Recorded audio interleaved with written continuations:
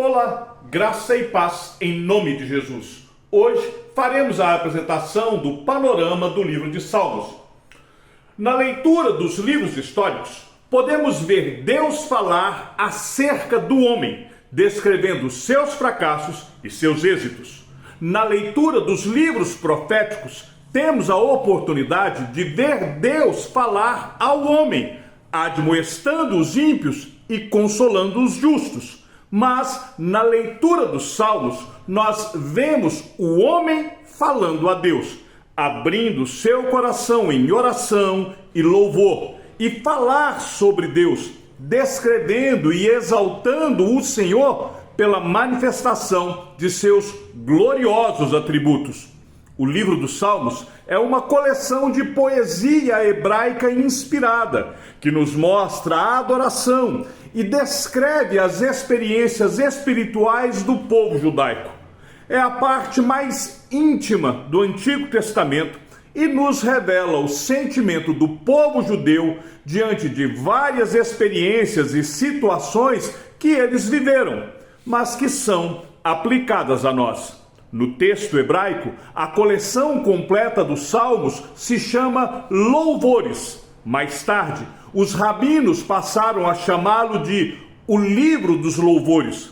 A tradução grega do Antigo Testamento, na Septuaginta, chamou de Salmos. O verbo grego, do qual o substantivo salmos deriva, indica basicamente tocar ou tanger em cordas, o que sugere uma associação com acompanhamento musical.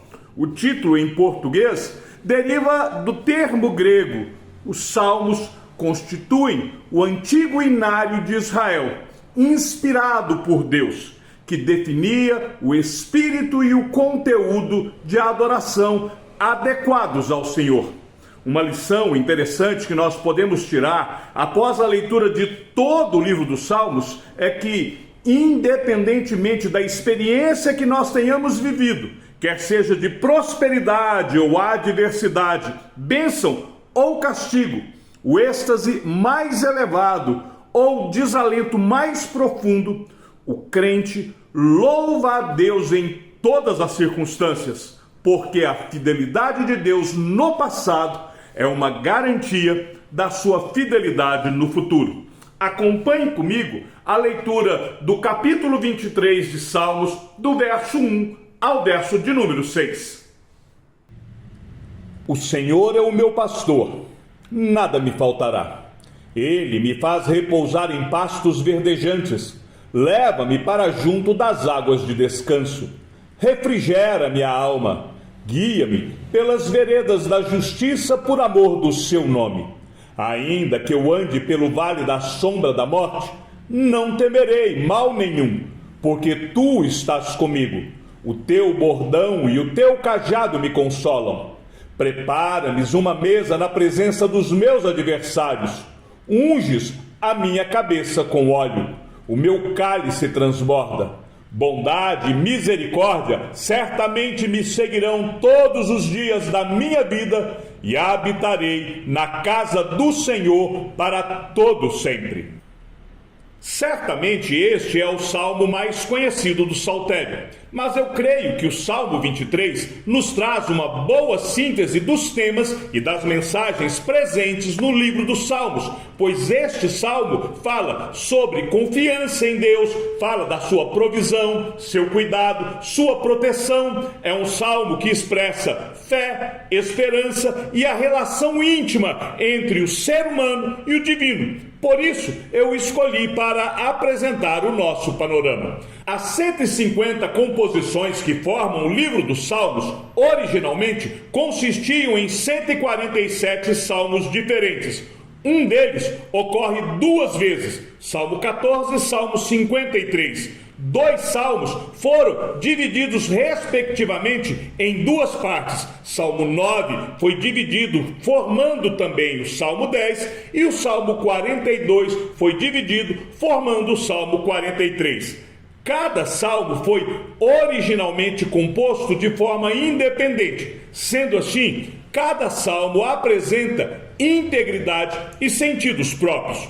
Os salmos estão situados em dois cenários. No primeiro, os atos de Deus na criação da história, e o segundo, a história de Israel. Tematicamente, os salmos cobrem uma grande variedade de temas, da adoração celestial até a batalha terrena. A compilação dos salmos constitui o maior livro da Bíblia, e o livro do Antigo Testamento mais citado no Novo Testamento é o livro dos Salmos. Ao longo dos tempos, os salmos têm mantido seu principal propósito, isto é, promover a adoração e o louvor apropriados a Deus. O tema básico do livro dos Salmos é desfrutar a vida real no mundo real, onde a realidade temporal cruza com a realidade transcendental. Sem negar a dor da dimensão terrena, o povo de Deus precisa viver em alegria e dependência da pessoa e das promessas que estão por trás das dimensões eterna e celestial. Todos os ciclos de dificuldade e triunfos humanos oferecem ao Senhor soberano de Israel uma adoração independente das circunstâncias.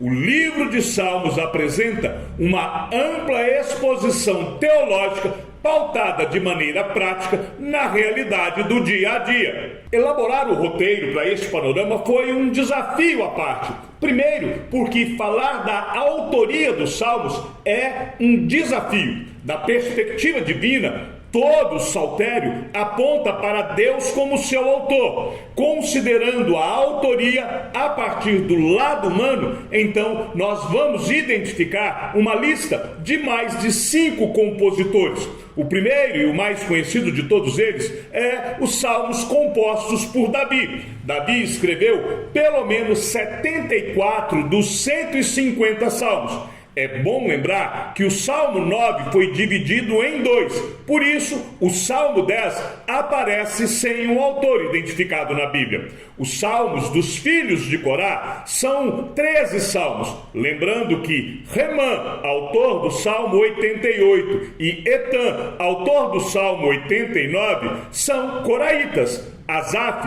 contribuiu com 12 salmos. Salomão escreveu 2 salmos, o Salmo 72 e o Salmo 127. Moisés escreve o Salmo de número 90. Os 48 salmos restantes, eles permanecem anônimos em sua autoria, ainda que se considere que Esdras seja o autor de alguns deles, e que também Davi tenha escrito outros que não foram identificados. O período dos Salmos, ele se estende desde Moisés, por volta do ano 1410 a.C., que é o Salmo 90, até o período pós-exílico, ao fim do século VI, ou o começo do século V, quando foi composto o Salmo 126. Então, todo o período abrange em torno de 900 anos da história judaica. Como todos os livros bíblicos, Deus é o centro de tudo. Ele é o centro do livro de Salmos e Ele é o centro de cada um dos salmos compostos. E os salmistas tinham plena consciência de que a própria vida dependia do seu relacionamento com o Senhor. Desta forma, os salmos nos lembram que Deus é o Criador de tudo. Portanto, Ele é o Senhor de toda a terra. Através da leitura dos Salmos, nós podemos perceber o caráter de Deus, o seu amor, a sua fidelidade, mas também enxergaremos a sua misericórdia, a sua bondade, a sua justiça. Quanto ao conteúdo, o livro dos Salmos é uma coleção de 5 outros livros. Estes 5 livros estão organizados de forma meticulosa, de maneira que ele vai refletir a história de Israel do tempo de Davi até depois do exílio. Os livros 1 e 2 basicamente presumem o tempo do início da monarquia. Davi falando palavras de lamento e palavras de adoração, tanto por si mesmo quanto pelo povo, baseando-se na bondade e justiça infinitas da parte de Deus. Ambos os livros são enquadrados juntos por 2 salmos de coroação, o Salmo 2 e o Salmo 72, que exaltam o rei como o ungido do Senhor que representa o seu povo. No livro 2, especialmente na coleção coraíta, inserida no começo, nós encontramos um número de hinos de exaltação ao rei e a Sião, enfatizando especialmente Jerusalém e o seu templo como lugar da presença e do reino de Deus. O livro 3 contém só um salmo de Davi. O livro resume basicamente a queda de Jerusalém, retornando à nota amarga do Salmo 44. Nós vemos repetidamente a pergunta: por quê e até quando em relação à rejeição divina? Este livro começa com um salmo de sabedoria, cujo autor se pergunta em voz alta quanto à prosperidade dos maus. A conclusão do livro começa com o salmo mais tenebroso de todo o saltério, o Salmo 88, seguida por um lamento que traz a lembrança, a fidelidade de Deus para com o seu povo. O livro 4 começa retornando a Moisés com um salmo que lembra Israel de que Deus tem sido a sua morada ao longo de todas as gerações, e vem seguido por 2 salmos sobre confiança e ações de graça. E a coleção que trata do reinado de Javé, Salmo 93 até o Salmo 100. A parte final deste livro é uma sequência de salmos de adoração, Salmo 101 até o Salmo 106. E a última palavra é um apelo ao Senhor para que ele reúna os exilados, Salmo 106, verso de número 47. O livro 5 começa com um salmo de adoração que presume a reunião dos exilados, seguida do Salmo 108, que exalta o governo de Deus sobre todas as nações. O restante deste livro, mais heterogêneo que os demais, vislumbra de várias maneiras o grande futuro de Israel para o seu povo. No livro 5, nós temos também inclusos alguns salmos régios ou salmos reais, que eram usados na expectativa da vinda do grande rei futuro, na vinda de Cristo, Salmo 110 e o Salmo 118. Então não nos surpreendemos com o papel importante que estes salmos tiveram na compreensão que os primeiros cristãos tinham a respeito de Cristo. Igualmente, os salmos dos degraus teriam sido usados em peregrinação daquele tempo e na expectativa do futuro do povo de Deus a Sião. Por isso, são chamados de cânticos de romagem ou cânticos de peregrinação, enquanto os 5 aleluias finais, Salmo 146 ao Salmo 150, nos lembram da soberania do Deus Todo-Poderoso sobre todas as coisas. Assim, na organização final, nos 3 primeiros livros, predominam os lamentos, enquanto que os salmos dos 2 últimos livros são principalmente de adoração e ação de graças. Cada um destes livros é concluído com uma expressão de louvor e adoração a Deus.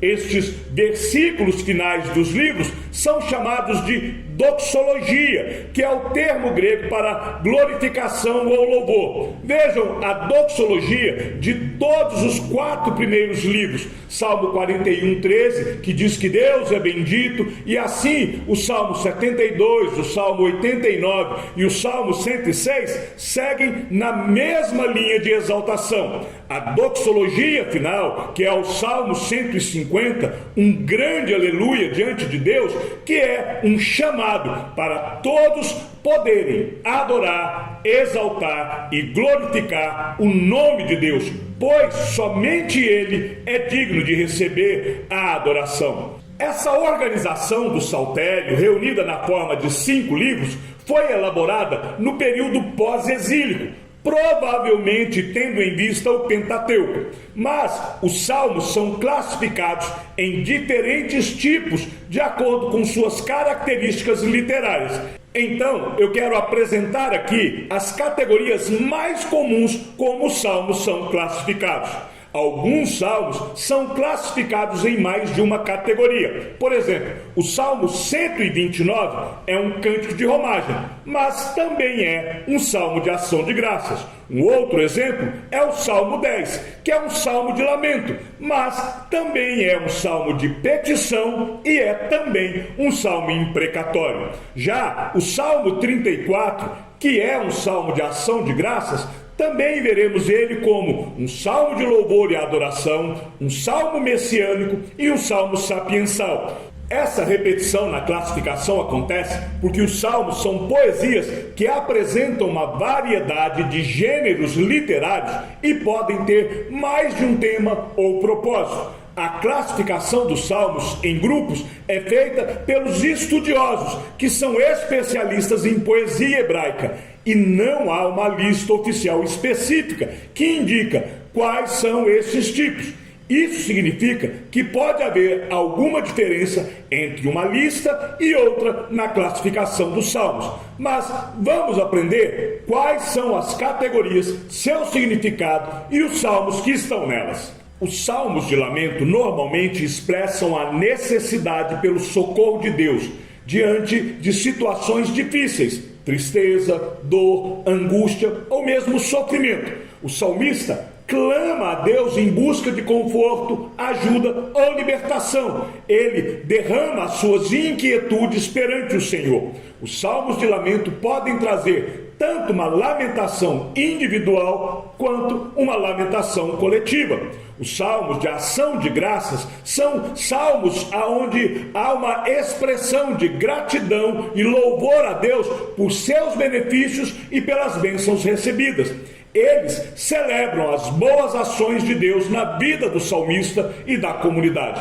Nesse tipo de salmo, o salmista geralmente agradece ao Senhor por sua provisão e por tê-lo escutado em seu lamento. Os salmos de entronização são salmos que apresentam uma poesia cujo tema principal é exaltar e louvar ao Senhor. O salmista celebra a entronização e o governo de Deus, reconhecendo Deus como Rei e Senhor sobre todas as coisas, e ele proclama a soberania de Deus, aclamando o seu reinado. Nos salmos de entronização, o governo soberano de Deus é enfatizado. Os salmos de louvor e adoração são os salmos que apresentam uma poesia cujo tema principal é exaltar e louvar ao Senhor. Nesse tipo de salmo, o governo soberano de Deus também é enfatizado, e Deus é louvado pelo que Ele é, especialmente pela revelação de seus atributos. Já os salmos de petição são aqueles que expressam uma necessidade ou desejo específico ao Senhor, buscando a sua intervenção, a sua ajuda ou a sua orientação. Os salmos de romagem, também conhecidos como salmos de peregrinação, são salmos que eram cantados durante as peregrinações ao templo em Jerusalém, principalmente durante as festas religiosas. O salmista prepara os fiéis para terem uma disposição apropriada à adoração e os instrui quanto à consciência de buscar ao Senhor. Estes salmos apresentam a alegria e a expectativa dos peregrinos em adorar a Deus no seu lugar sagrado. Os salmos didáticos são aqueles que, de forma poética, ensinam princípios morais e de sabedoria, oferecem orientações práticas para a vida piedosa e instruem sobre a conduta correta e busca a Deus. Os salmos imprecatórios são aqueles que contêm imprecações, um desejo intenso de que algo ruim aconteça a alguém.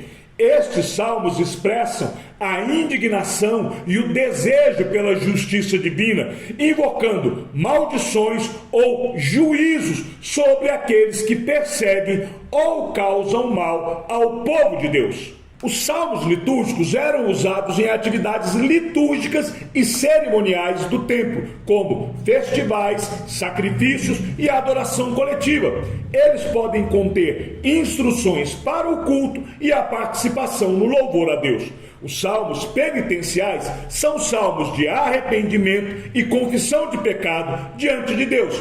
Eles expressam um profundo senso de culpa e o desejo de ser perdoado e restaurado por Deus. Os salmos régios falam da realeza de Deus, embora também tratem da realeza do rei humano, que age como representante de Deus no governo do seu povo. Em outras palavras, os salmos régios, também conhecidos por salmos reais, focalizam tanto o governo universal de Deus quanto o governo mediador da casa de Davi, além de orações e bênçãos pelos reis e as declarações sobre a autoridade e o governo de Deus sobre a nação. Os salmos sapiensais são salmos que enfatizam a sabedoria e o viver piedoso. Eles nos dão compreensão sobre a busca de uma vida justa e alinhada aos princípios de Deus.